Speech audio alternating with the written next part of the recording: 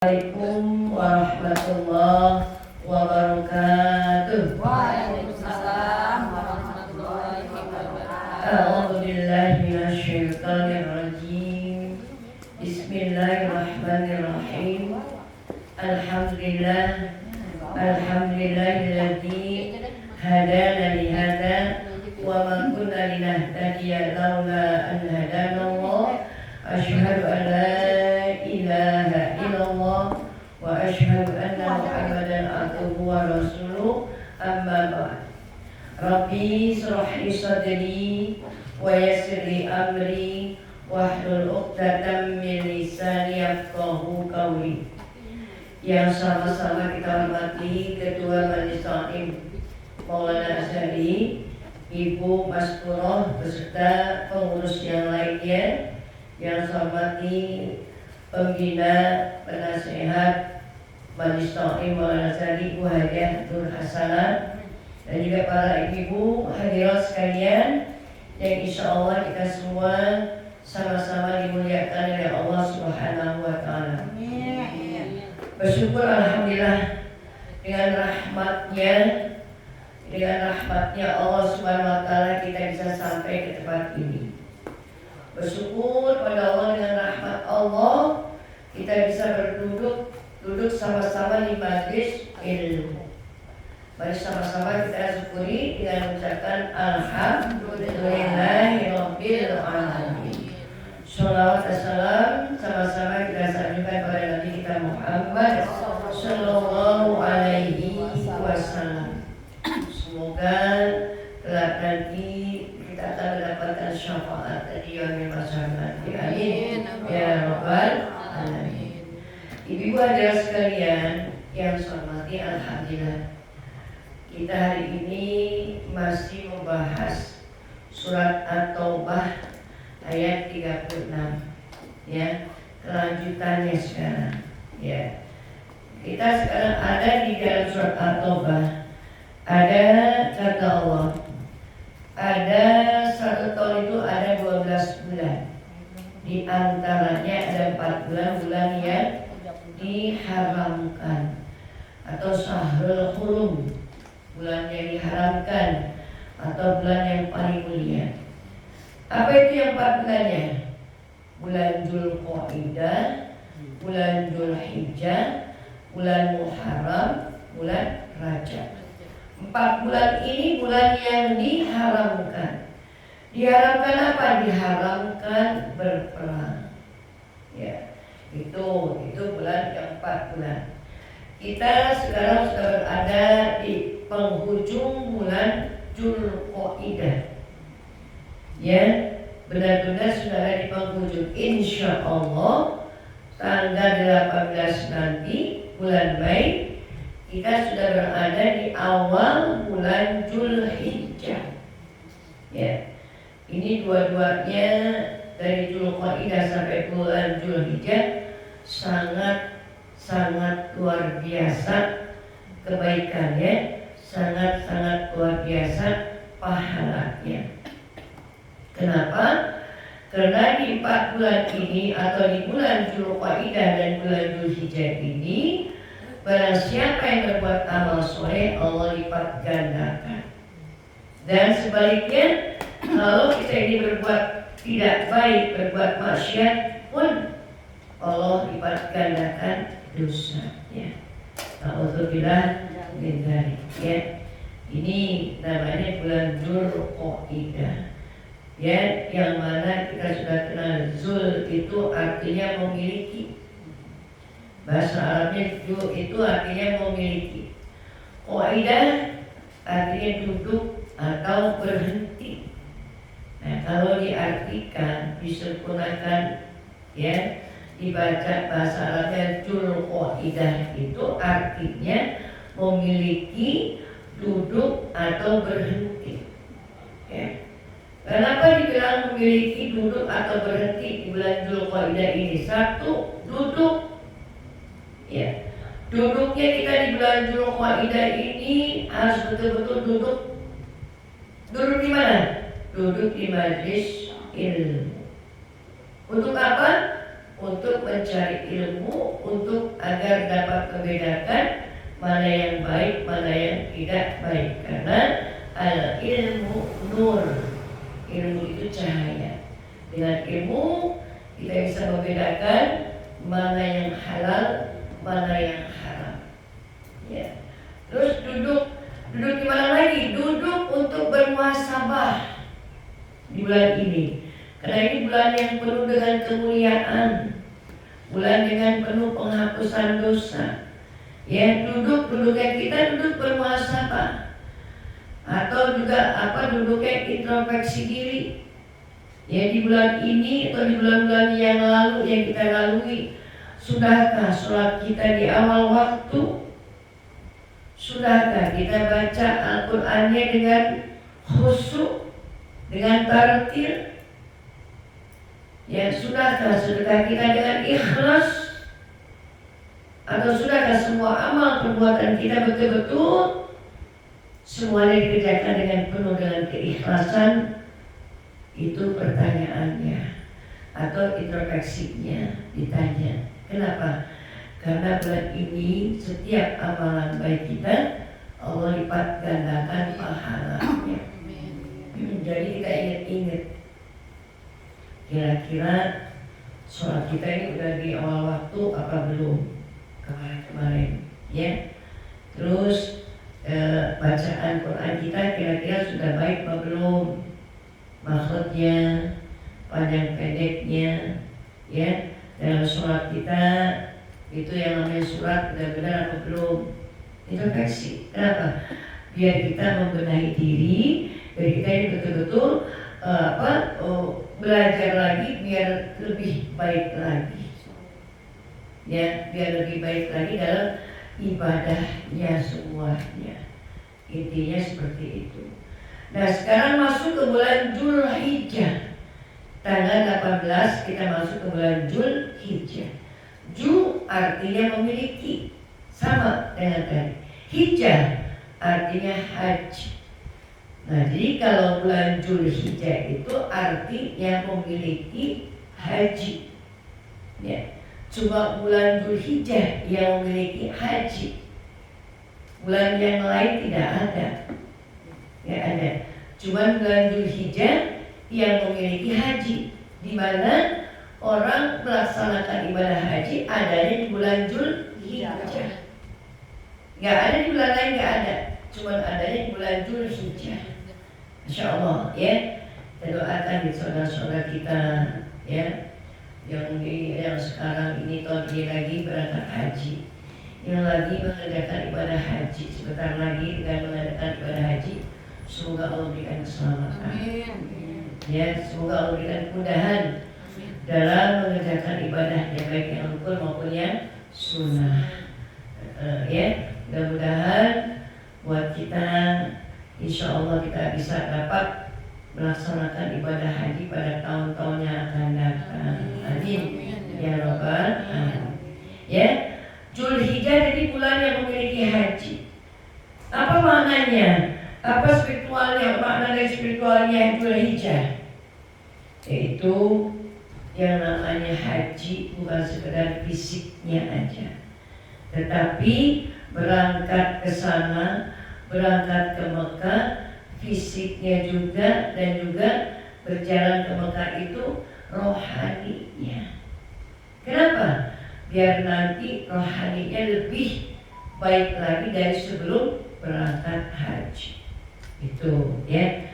Jadi betul-betul maknanya itu adalah buat kehidupan kita manusia ini semuanya harus lebih baik lagi, lebih dekat lagi pada Allah Subhanahu wa Ta'ala. Itu bulan haji. Dan apalagi hikmahnya bulan haji di yang lainnya lagi. Satu, bulan penuh dengan pengorbanan. Bu, pengorbanan. Kalau bicara pengorbanan di bulan haji, kita ingat pengorbanannya Nabi Allah Ibrahim alaihissalam. Ya, apa bu sejarahnya? Ya, beliau yaitu Nabi Allah Ibrahim alaihissalam dapat mimpinya dari Allah Subhanahu wa Ta'ala untuk menyembelih anaknya. Padahal udah bertahun-tahun tidak punya anak. Ya, begitu dia punya anak yang bernama Nabi Allah Ismail alaihissalam, ada perintah untuk menyembelih anaknya. Ya, karena Nabi Ibrahim ini adalah seorang yang betul-betul iman yang sangat tangguh, yang sangat betul-betul baik, kuat. Apapun yang namanya perintah Allah itu tetap dia laksanakan. Ya, karena dia mendahului Allah daripada yang lain. Dia lebih mendahului keinginan Allah daripada keinginan sendiri. Coba pikir, kalau keinginan kita sebagai manusia ada perintah, ya, disuruh menyembelih anak yang udah lama baru punya anak, kira-kira keinginan kita apa? Mau atau tidak? Nggak bakal mau. Kenapa? Kok orang lama-lama nggak punya anak, begitu punya anak ada perintah dari Allah suruh disembelih. Tapi Nabi Allah Ibrahim tidak. Tetap dia ingin mengikuti keinginan Allah. Apa keinginan Allah? Menyembelih anaknya. Dengan keikhlasan hatinya dia bicara sama anaknya. Wahai anakku Ismail, ya, semalam ayah diberikan mimpi, ya, lewat mimpi bahwa aku disuruh menyembelih anakku Ismail alaihissalam. Apa kata Ismail? Ya, Ismail itu sama. Wahai ayah, kalau memang itu perintah Allah, aku ikhlas disembelih. Masya Allah, Bu, ya, ini orang keimanannya Masya Allah. Ya, Nabi Allah Ibrahim ikhlas, wahai ayah, sembelih kalau memang itu perintah Allah. Ya, akhirnya betul-betul disembelih. Ya, dia datang lagi, itu seorang anak yang disayangnya, yang betul-betul udah lama ditunggu-tunggu.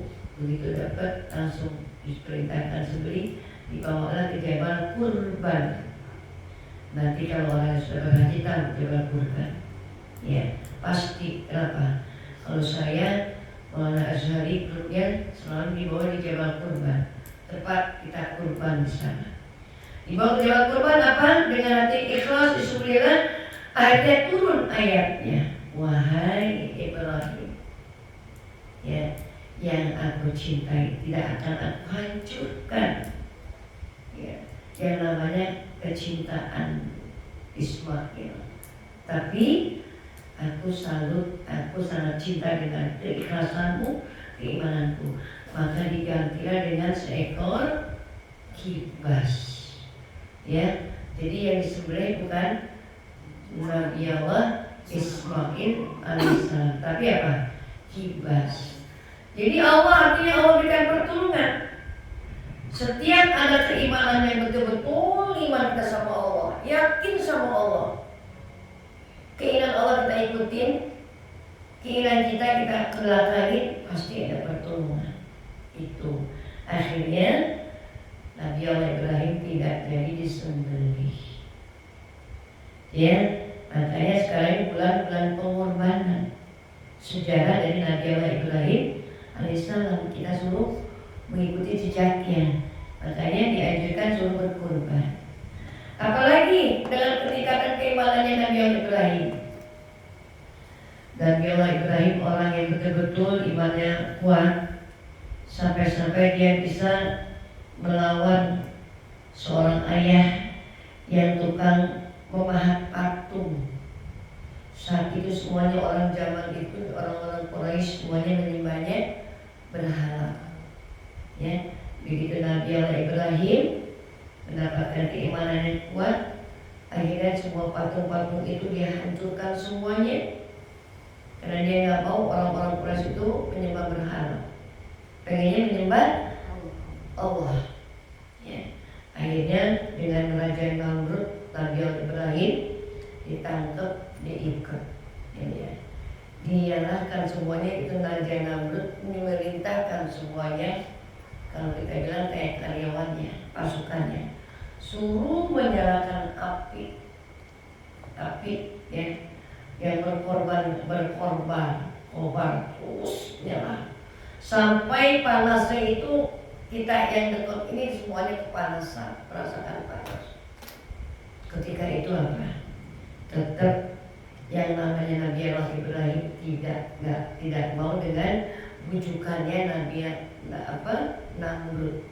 Tetap dia mau imanannya pada Allah. Akhirnya Nabi Ibrahim dilemparkan ke kobaran api itu, ya, dengan ikatan yang terus seperti itu. Datang malaikat Jibril, wahai Ibrahim, apakah kamu perlu dengan bantuanku? Apa katanya Nabi Allah Ibrahim? Aku tidak perlu bantuanmu wahai Jibril, ya, aku perlu dengan Allah. Hasbunallah wa ni'mal wakil, ni'mal maulah wa ni'mal nasir. Saya pasrah sama Allah, pasti Allah berikan kemudahan. Apapun izin Allah, wahai api kata Allah, padamkan, matikan, adamkan diam atau berikan itu dingin dan didirikan kau, selamatkan Nabi Allah Ibrahim. Akhirnya begitu api semuanya, pintunya semuanya habis, muncullah Nabi Ibrahim dengan sehat walafiat. Semuanya yang namanya ajaran Namrud itu semuanya, anak semua boleh semuanya, pengikut semuanya heran. Loh, kok udah dibakar masih hidup Nabi Allah Ibrahim? Ya, apa kata Allah? Aku tidak akan menghancurkan umatmu yang cinta padaku. Aku akan selalu berikan pertolongan orang yang betul-betul cinta pada. Pelajaran buat kita, ya. Jangan kita kan sekarang beda orang. Gara-gara perut lapar ditukar dengan Indomie, masuklah banyak seperti itu. Gara-gara susah dibujuk dia dengan makanan, pindah kita banyak seperti itu. Ya dia lagi dibakar. Buat kita coba kalau dipilih, mau dibakar apa mau dinyembah kue? Apa kue yang dipilih?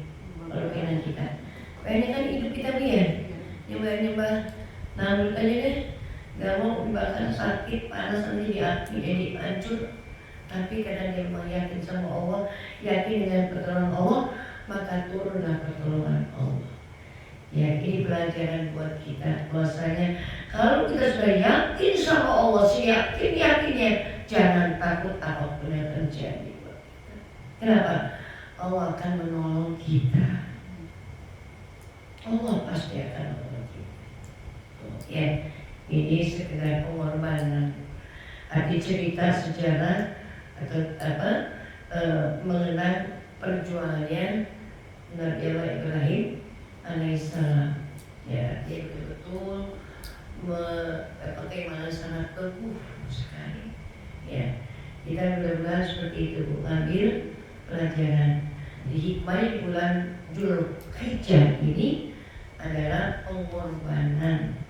Ya, pengorbanan kita ini korban emosi kita bilang apa kita korbanin, ya, ego kita korbanin, tinggalin semuanya, yang ada yang baik-baik saja. Itu fadilah atau hikmah dari bulan Dzulhijjah. Ya, apalagi amalan-amalan yang harus dikerjakan saat itu, saat bulan Dzulhijjah besok, dari mulai tanggal 1 sampai tanggal 10. Sunnahnya kita, ya, puasa. Ya, dari 1 ke tanggal 7 puasanya puasa apa? Puasa haji.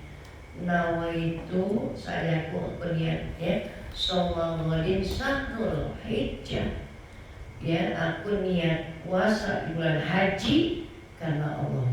Itu niatnya kalau kita puasanya mulai dari tanggal 1 sampai tanggal 7. Beda niatnya. Saja aku pakai bahasa Indonesia. Saya pun niat puasa sunnah di bulan haji ya karena Allah. Nanti kalau di bulan tanggal 8 di bulan haji niatnya beda lagi. Kenapa? Tarwiyah. Nawaitu shawmal ghadi ya. Itu yaumul tarwiyah lillahi ta'ala. Bahasa Indonesia saya pun niat puasa sunnah ya di bulan haji atau sunnah tarwiyah di bulan haji karena Allah. Tanggal 8 Zulhijjah ya. Masuk lagi ke tanggal 9 nya lagi beda lagi niatnya. Kenapa? Karena puasa Arafah. Ya beda lagi. Nawaitu shawmal ghadi sunatil Arafah lillahi ta'ala. Aku niat puasa di bulan haji di Arafah ini karena Allah. Di hari Arafah karena Allah. Niat itu niatnya. Itu amalan kita di bulan haji. Jadi kalau amalan kita di bulan haji yang kalau kita pengen mendapatkan kemuliaan Allah, kalau bisa dari tanggal 1 sampai tanggal 9 puasanya. Nggak bisa dari tanggal 1 ke tanggal 9, paling tidak tanggal 8 ke tanggal 9. 8-nya nggak bisa, tapi yang paling nggak Arafah. Kenapa? Rasul bilang, barang siapa yang puasa di tanggal 9 ya di bulan Dzulhijjah itu hari Arafah, Allah akan ampuni dosanya selama 2 tahun. Bu, orang yang sedang lagi ukuf di Arafah ya, Allah betul-betul sedang lagi mengampuni dosa. Tidak ada orang yang tidak diampuni dosa orang yang duduk di Arafah. Semua yang duduk di Arafah diampuni dosanya. Kita yang di sini puasa Arafah pun sama. Allah akan mengampuni dosa kita. Makanya jangan ditinggalkan besok. Jangan kita dengan yang lain-lain ya, dengan betul-betul dengan Arafah dijalankan dengan sebaik-baiknya. Biar kita dapatkan penghapusan dosa selama 2 tahun. Biar kita betul-betul Allah berikan kita rahmatnya. Dan juga ingat puasa itu akan menunjukkan jalan kita menuju surga Allah Subhanahu wa taala. Amin. Amin ya rabbal alamin. Tanggal 10-nya Idul Adha ya. Alhamdulillah kita sudah nggak puasa ya kalau Idul Adha. Tapi tetap masih puasa ya. Dari subuh itu jangan buka dulu kalau belum pulang dari sholat Idul Adha. Lain dengan sholat Idul Fitri. Kalau Idul Fitri kita sebelum berangkat sholat makan dulu, batalin dulu. Kenapa? Karena sudah habis waktunya puasanya kita. Tapi kalau Idul Adha tetap kita masih puasa. Nanti pulang dari sholat Idul Adha baru buka. Tuh ya, buka artinya kita berarti menyelesaikannya selesai sholat kita puasa sholat kita yaitu diakhiri dengan sholat Idul Adha. Itu sunnah ya, itu seperti itu. Mudah-mudahan kita bisa kerjakan. Apalagi amalan lagi yang lainnya selain puasa, zikrullah, banyakin zikir.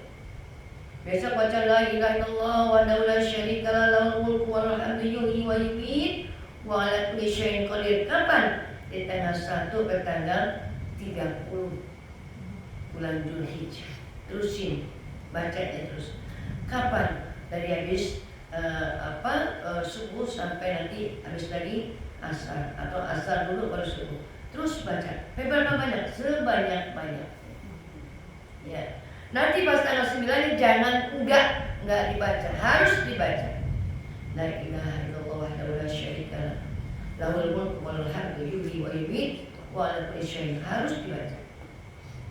Yang penting aja la ilaha illallah, la ilaha illallah, la ilaha illallah.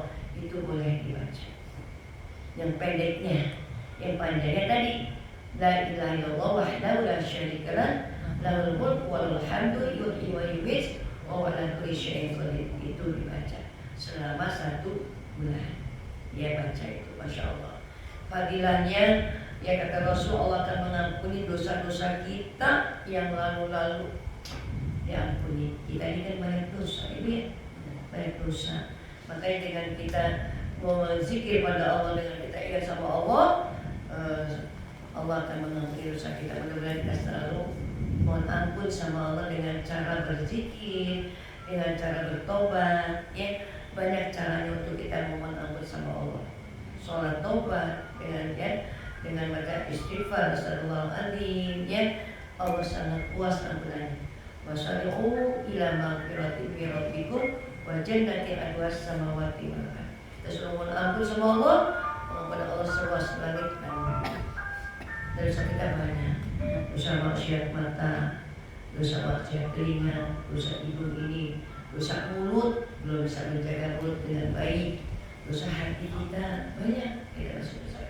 Makanya kesempatan, kita masih diberikan kesempatan sehat, hidup di bulan ini, bulan Dzulqa'dah terakhir, bulan Dzulhijjah kita awali nanti tanggal 18, gunakan dengan amal baik sebanyak-banyaknya biar kita mendapatkan kebahagiaan dunianya, kebahagiaan akhiratnya. Ingat ya, hidup dunia ini adalah gambaran kita hidup di akhirat nanti. Kalau di dunia ya kita aman, tenang, bahagia, ya. Kenapa bahagia? Karena kita bisa menjalankan perintah Allah dengan baik. Kenapa bahagia? Bisa menjauhkan larangan Allah dengan betul-betul dengan ikhlas. Akan bahagia dunianya, akhiratnya pun akan bahagia. Bahagia bukan ukuran kita bukan dengan harta. Tapi bahagia dapat melaksanakan perintahnya Allah dengan ikhlas, dapat menjauhkan larangan Allah dengan ikhlas. Itu kebahagiaan kita di dunia dan akhirat.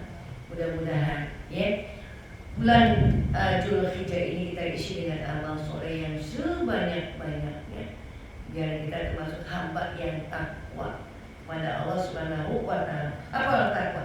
Orang takwa orang selalu ya, apa orang takwa? Selalu berinfak di saat lapang dan sempit, ya, selalu berinfak. Ya alladzina yunfikuna bisarra wa dharra. Selalu menginfakkan harta di saat lapang dan sempit. Infakin harta kita. Biar nanti begitu kita sedekah balik lagi, pasti nggak bakal nggak pasti. Bersedekahin dengan ikhlas, pasti dengan jalan yang lain juga dapat rezeki lagi. Ya, seperti itu. Infakkan harta itu ciri orang takwa. Apalagi alladzina yunfikuna bisarra wa dharra wal kazimina minal ghaiz, yang menahan amarah. Tahan amarah, kendalikan amarah kita. Berusaha bagaimana semaksimal mungkin biar kita nggak marah, walaupun kita disakitin hati. Tetap harus kita nggak marah. Yang ada apa? Fa'fu anhum, maafkan dia. Berbuat baiklah sama orang yang kita tidak suka. Ini ya, harus seperti itu. Ayat berikutnya lagi, Allah sangat suka dengan orang yang selalu berbuat kebaikan. Itu ciri orang yang takwa. Mudah-mudahan kita isi hari-hari kita ini dengan penuh ketakwaan pada Allah Subhanahu wa Ta'ala. Ya, insyaallah mudah-mudahan. Ya, jadi saya kira pertemuan kita hari ini itu yang dapat saya sampaikan. Beruntung ya, termasuk orang yang dirahmati Allah, yang disayang Allah, ya, bisa mengendalikan emosinya, bisa mengendalikan yang namanya apa, kalau mau ikutin emosi, mau ikutin egonya, ngapain mau ngaji ya, ngantuk gitu ya. Masya Allah, inilah orang-orang yang dipilih sama Allah, ya. Jadi jangan bilang sedikit sekali. Ibu syukur kenapa? Dengan sedikit, dengan ini masih dikasih dapat orang pilihan dari Allah. Kasih orang yang dipilih sama Allah, orang yang dirahmati Allah bisa diantar dulu sampai ke majlis ilmu. Oke, mudah-mudahan duduknya ibu, jalannya ibu dari ke sini, semuanya Allah akan ridhoi semuanya. Amin. Ya Rabbal Alamin. Kalau Allah sudah ridho, apapun yang kita inginkan dari hati udah pasti dijawab, pasti dikabul. Ya, amin ya Rabbal Alamin. Mari kita baca suratul Fatihah. Kita berwasilah dengan suratul Fatihah. Yakin dengan keberkahan suratul Fatihah. Apa semua yang ada di hati kita, kita Allah Maha mendengar, Allah Maha melihat, ya, Allah Maha mengabulkan hajat kita. Insya Allah dan pasti Allah akan mengabulkan hajat kita dan semua keinginan kita, semua hajat kita dijawab oleh Allah Subhanahu Wa Taala. Al-Hadiyah wa kulli nabiyin sholihah. Al-Fatihah. أعوذ بالله من الشيطان الرجيم بسم الله الرحمن الرحيم الحمد لله رب العالمين الرحمن الرحيم مالك يوم الدين إياك نعبد وإياك نستعين إلى الصراط المستقيم صراط الذين أنعمت عليهم غير المغضوب عليهم ولا الضالين آمين يا الله يا رب العالمين آخر كلام وبالله التوفيق والهداية السلام عليكم warahmatullahi wabarakatuh.